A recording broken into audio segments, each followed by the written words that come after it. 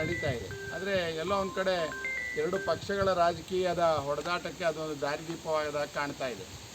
ನಾನು ಇವತ್ತು ಬೆಳಗ್ಗೆ ನಾನು ಬೆಳಗ್ಗೆ ಅರವಿಂದ್ ಅವರಿಗೆ ಬೆಳಗ್ಗೆ ಎದ್ದು ಫೋನ್ ಮಾಡ್ತೇನೆ. ಯಾಕಂದರೆ ಅರವಿಂದ್ ಅವರು ಈ ಭಾಗದಲ್ಲಿ ಒಂದು ಕನ್ಸ್ಯೂಮರ್ನ ರೆಪ್ರೆಸೆಂಟ್ ಮಾಡ್ತಿದ್ದಾರೆ, ಗ್ರಾಹಕರನ್ನ ರೆಪ್ರೆಸೆಂಟ್ ಮಾಡ್ತಿದ್ದಾರೆ. ಅದಕ್ಕೆ ಏನು ಅನ್ನೋದನ್ನು ಅವ್ರ ಹತ್ರ ಮಾತನಾಡಿದಾಗ ಅವರಂದರು, ನೀವು ಹಿರೇಕೆರೆಗೆ ಭೇಟಿ ಮಾಡಿ ಒಂದು ಸರಿ ಹಿರೇಕೆರೆ ನೀರನ್ನು ನೋಡಿದ್ರಿ ಅಥವಾ ಸ್ವಲ್ಪ ಕುಡಿದ್ರೆ ನಿಮಗೆ ಅದಕ್ಕೆ ಅನುಭವ ಬರುತ್ತೆ ಅನ್ನೋ ಮಾತನ್ನು ಅವ್ರು ಹೇಳ್ತಾರೆ.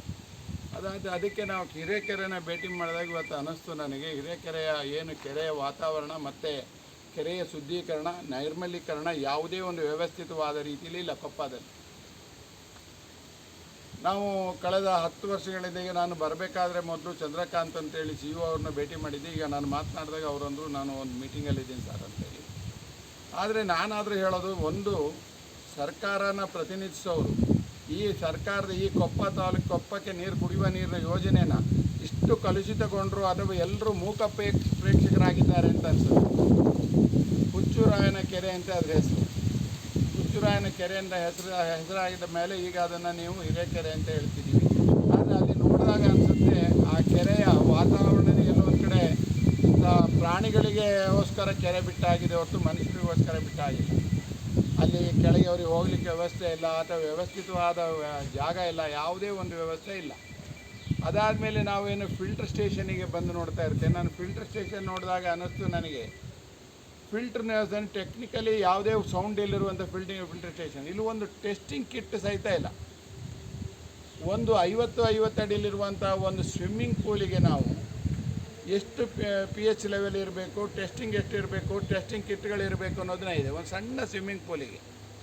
ಇದು ಯಾಕೆಂದರೆ ನಗರ ಪ್ರದೇಶದ ಜನಗಳು, ಅದರಲ್ಲಿ ಅವರ ಮಕ್ಕಳು ಅವರ ಆರೋಗ್ಯದ ಬಗ್ಗೆ ಹೆಚ್ಚಿನ ಕಾಳಜಿ ವಹಿಸಿರೋದ್ರಿಂದ ಆಗಿದೆ. ಇಲ್ಲಿ ಏನಾಗ್ತಿದೆ ಅನ್ನೋದು ಒಂದು ದೃಷ್ಟಿಗೆ ನೋಡ್ತಿದ್ದಾಗ ಈ ಕುಡಿಯುವ ನೀರಿನ ಘಟಕ, ಫಿಲ್ಟರ್ ಸ್ಟೇಷನ್ನು ಅಥವಾ ಒಂದು ಬಾವಿಯಿಂದ 2 ಟ್ಯಾಂಕಿಗೆ ಹೋಗಿ ಆ ಟ್ಯಾಂಕಿಂದ ಹೋಗುವ ನೀರು ಇದೇ ಆಲಮ್ ಕೊಡುವಂಥದ್ದು, ಇದು ಯಾವುದೇ ಒಂದು ಸೈಂಟಿಫಿಕ್ ಆಗಿ ಕೊಪ್ಪಕ್ಕೆ ಕುಡಿಯುವ ನೀರನ್ನು ಕೊಡ್ತಾ ಇಲ್ಲ. ಇದು ಖಂಡಿತ.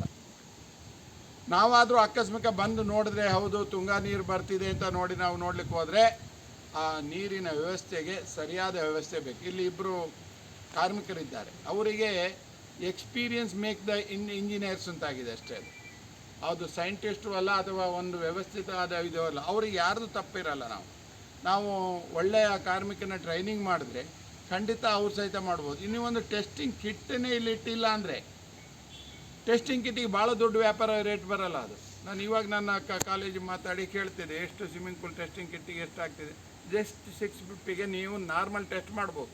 ಅದರಲ್ಲಿ ನಿಮಗೆ ಬೇಸಿಕ್ ಗೊತ್ತಾಗುತ್ತೆ, ಬೇಸಿಕ್ ಇದು ಕಂಟಾಮಿನೇಷನ್ ಎಷ್ಟಿದೆ ಅಂತ ಗೊತ್ತಾಗುತ್ತೆ. ಇವತ್ತು ನಾವು ನೋಡ್ತಾ ಇದ್ದೆ, ನಾನು ಪತ್ರಿಕೆಗಳು ಓದ್ತಿರುವಾಗ ಏನು 10 ಮೀನಿನಲ್ಲಿ 10 ಬ್ಯಾಕ್ಟೀರಿಯಾಗಿಂತ ಬಿಲೋ ದ 10 ಬ್ಯಾಕ್ಟೀರಿಯಾಸ್ ಇರಬೇಕು ಅಂತಿದೆ.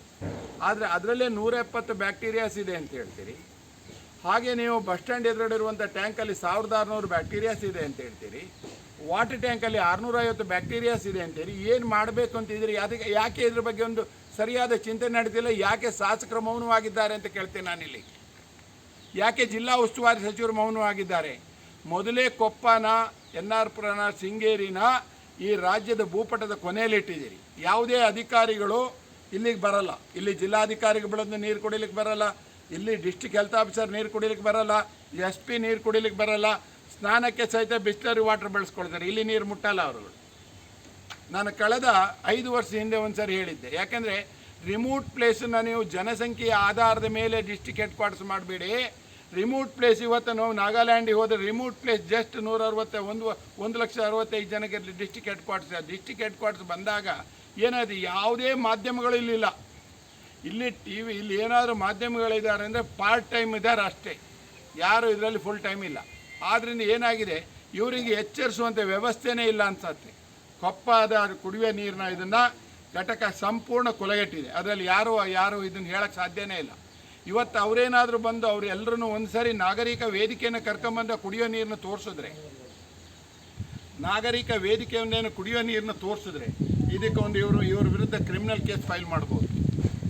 ನಾನು ಕಳೆದ ಸಾರಿ ಒಂದು ಸರಿ ಹೇಳಿದೆ, ಫಾರೆಸ್ಟ್ ಅವರು ಮರ ಕಟ್ಟಿದ್ರು ಕ್ರಿಮಿನಲ್ ಕೇಸ್ ಹಾಕ್ಬೋದು, ಕಾನೂನಿದೆ. ಇವತ್ತು ಇಲ್ಲೇ PAL ಹಾಕಬೇಕಾದ್ರೆ ಕೊಪ್ಪ ಕುಡಿಯೋ ನೀರಿನ ಯೋಜನೆ ಬಗ್ಗೆ ಈ ಕುಡಿಯುವ ನೀರಿನ ಘಟಕದ ಕೊಪ್ಪಾದ ನಗರಸಭೆ, ಕೊಪ್ಪಾರದ ಅಧಿಕಾರಿ ವರ್ಗ, ಏನು ಶಾಸಕರು, ಜಿಲ್ಲಾ ಉಸ್ತುವಾರಿ ಸಚಿವರು ಈ ಕೂಡಲೇ ಇದಕ್ಕೆ ಗಮನ ಹರಿಸಬೇಕಂತ ಮೊದಲು ಹೇಳ್ತೇನೆ. ಇಲ್ಲದೇ ನಾಗರಿಕ ವೇದಿಕೆ ಏನು ನಮ್ಮ ಅರವಿಂದ್ ಮತ್ತು ಅಶೋಕ್ ಅವರ ಹೋರಾಟ, ಒಂದು ನಾಗರಿಕ ವೇದಿಕೆನೇ ಬೇಕಾಗತ್ತೆ. ಇಲ್ಲಿ ನಾಗರಿಕ ವೇದಿಕೆ ನಾವೆಲ್ಲ ಪಕ್ಷಾತೀತರಾಗಿ ಮಾಡಬೇಕಾದ್ರೆ ಯಾವುದೇ ಪಕ್ಷದ ತುತ್ತೂರಿಗಳಲ್ಲ. ನಾನಾದರೂ ಯಾಕೆ ನಾನು ಬೇರೆಯವ್ರನ್ನ ಯಾರನ್ನೂ ಕರ್ಕೊಳ್ಳದೆ ಖಾಲಿ ಪತ್ರಕರ್ತರ ಜೊತೆಯಲ್ಲಿ ಯಾಕೆ ಬಂದೆ ಅಂದರೆ, ನಾಳೆ ನಾನು ಮಾಡಿದೆ ಅನ್ನೋ ಒಂದು ಪಕ್ಷದ ವೇದಿಕೆ ಅನ್ನೋದನ್ನು ಬರಬಾರ್ದು. ಸಾರ್ವಜನಿಕರ ಹಿತದೃಷ್ಟಿಯಿಂದ ಇದನ್ನು ಹೇಳ್ತಾ ಇದ್ದೇನೆ. ಕೊಪ್ಪಾದ ಕುಡಿಯುವ ನೀರು ಸಂಪೂರ್ಣ ಕೆಲಸಗೊಂಡಿದೆ. ಇವತ್ತು ಯಾರೋ ಹೇಳ್ತಾರೆ ಹಾಸ್ಪಿಟ್ಲ್ಗಳಿಗೆ ಕಳಿಸಿದ್ದೀವಿ, ಕೊಪ್ಪಾದ ಹಾಸ್ಪಿಟ್ಲಿಗೆ ಕಳಿಸಿದ್ದೀವಿ ಅಂತ. ಆದರೆ ಆಸ್ಪತ್ರೆಯಲ್ಲಿ ಬರುವ ರಿಪೋರ್ಟ್ ಏನು, ಅಥವಾ ನೀವು ಡಿಸ್ಟ್ರಿಕ್ಟ್ ಇದೇನು ವಾಟರ್ ಕಂಟಾಮಿನೇಷನ್ ಎಲ್ಲಿ ರಿಪೋರ್ಟ್ ಬರಬೇಕು ಅನ್ನೋದನ್ನು ಯಾರಿಗಾರಿಗೆ ಗೊತ್ತಾಗದೇ ನನಗೆ ಅರ್ಥ ಆಗಿಲ್ಲ. ಅದು ಆಸ್ಪತ್ರೆ ರಿಪೋರ್ಟೇ ಬೇರೆ, ಅದನ್ನು ನಾನು ಇಲ್ಲಿ ಎಕ್ಸ್ಪ್ಲೈನ್ ಮಾಡಲಿಕ್ಕೆ ಹೋಗೋದಿಲ್ಲ. ನಾನಾದರೂ ಇವತ್ತಾರು ಹೇಳ್ತೇನೆ, ಈ ಕೂಡಲೇ ಸಚಿವರು ಮತ್ತು ಡಿಸ್ಟ್ರಿಕ್ಟ್ ಇನ್ಚಾರ್ಜ್ ಸಚಿವರು ಇದ್ರ ಬಗ್ಗೆ ಗಮನ ಕೊಡಬೇಕು. ಶಾಸಕರು ಇದ್ರ ಬಗ್ಗೆ ಒಂದು ಸಾರ್ವಜನಿಕ ಸಭೆ ಮಾಡಿ. ಶಾಸಕ ಸ್ಥಾನ ಕೇವಲ ಚುನಾವಣೆಯವರೆಗೆ ಮಾತ್ರ ನಿಮ್ಮ ಪಾರ್ಟಿ ಇರುತ್ತೆ. ಚುನಾವಣೆ ನಡೆದ ಮೇಲೆ ನೀವು ಎಂಟೇರ್ ನಮ್ಮ ಆ ಕ್ಷೇತ್ರನೇ ಪ್ರತಿನಿಧಿಸಬೇಕು. ನೀವು ಶಾಸಕ ಸ್ಥಾನ ನಿಮ್ಮ ಪಕ್ಷದ ಏನು ಹಿಂದ್ಗಡೆ ಇರುವಂಥ ಓಡಾಡ್ತಿರೋರಿಗೆ ಮಾತ್ರ ಅಲ್ಲ. ಶಾಸಕ ಸ್ಥಾನ ಪ್ರತಿಯೊಬ್ಬ ನಾಗರಿಕನಿಗೂ ನೀವು ರೆಪ್ರೆಸೆಂಟ್ ಮಾಡ್ತೀರಿ. ಕೊಪ್ಪದ ಬಗ್ಗೆ ಇಷ್ಟು ದೊಡ್ಡ ಏನು ಆಂದೋಲನ ನಡೀತಾ ಇದೆ, ಅದ್ರ ಬಗ್ಗೆ ಮಾತುಕತೆ ನಡೀತಿದೆ. ಕುಡಿಯುವ ನೀರು ವಾಸನೆ ಬರ್ತಾ ಇದೆ, ಅದನ್ನು ಸ್ನಾನಕ್ಕೆಲ್ಲ ಯಾವುದಕ್ಕೂ ಯೋಗ್ಯ ಇಲ್ಲ. ಇದು 1600 ಬ್ಯಾಕ್ಟೀರಿಯಾ ಇದೆ ಅಂದರೆ ಹುಚ್ಚುರಾಯನ ಕೆರೆಯಲ್ಲಿ ಕುಡಿಯೋರೆಲ್ಲ ಹುಚ್ಚರಾಗ್ತಾರೆ ಅನ್ನೋ ಪರಿಸ್ಥಿತಿ ಬಂದ್ಬಿಡುತ್ತೆ. ಅದು ಫಿಲ್ಟರ್ ಆದಮೇಲೆ 1600. ಅದಕ್ಕೆ ನಾನೀಗ ಸರ್ಕಾರಕ್ಕೆ ಹೇಳ್ತೇನೆ, ನೀವು ಈ ಕೂಡಲೇ ಸಾರ್ವಜನಿಕರು ಅಷ್ಟೇ ಏನು ಅಂದರೆ ಮೌನ